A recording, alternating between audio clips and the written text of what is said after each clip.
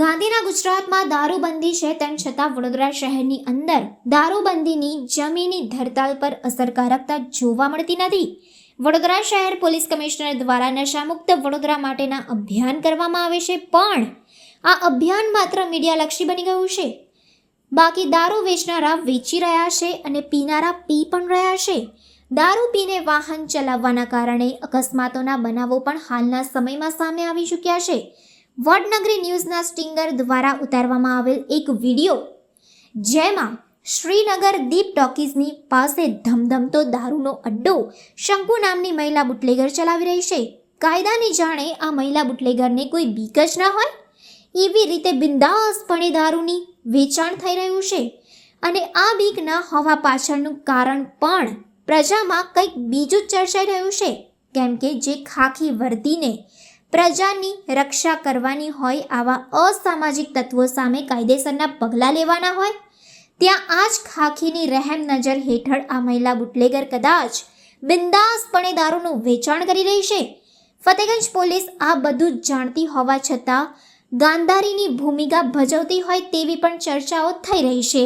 વડોદરા શહેરમાં એસએમસીની રેડ પડે ત્યારે આ દારૂ પકડાતો હોય છે, પણ સ્થાનિક એજન્સી, એલસીબી છે, ક્રાઇમ બ્રાન્ચ છે, પીસીબી છે, જેઓ ખૂણે ખાંચરેથી આરોપીઓને શોધી કાઢતા હોય છે, તેમના બાતમીદારો સંપર્કમાં હોય છે. તેમ છતાં આવા દારૂના અડ્ડાઓ વિશે પોલીસને જાણકારી ના હોય એ વાત કોઈના ગળે કેવી રીતે ઉતરે? કાયદાના હાથ તો ખૂબ લાંબા હોય છે, પણ આવા અસામાજિક તત્વો સામે જ્યારે પોલીસના હાથ ટૂંકા પડતા હોય છે, ત્યારે લોકચર્ચા પણ થતી હોય છે કે શું પોલીસના આ હાથ હફતાથી હથકડીઓથી બંધાયેલા છે કે શું? ફતેગંજ પોલીસ સ્ટેશનની હદ વિસ્તારમાં અનેક દેશી અને વિદેશી દારૂના અડ્ડાઓ ધમધમી રહ્યા છે, તેવી વિસ્તારમાં ચર્ચાઓ અને આક્ષેપો પણ થઈ રહ્યા છે. હાલ તો આ સંદર્ભે અમે જવાબદાર મીડિયા તરીકે લોકોને વ્યસનથી દૂર રહેવા માટે અપીલ પણ કરીએ છીએ.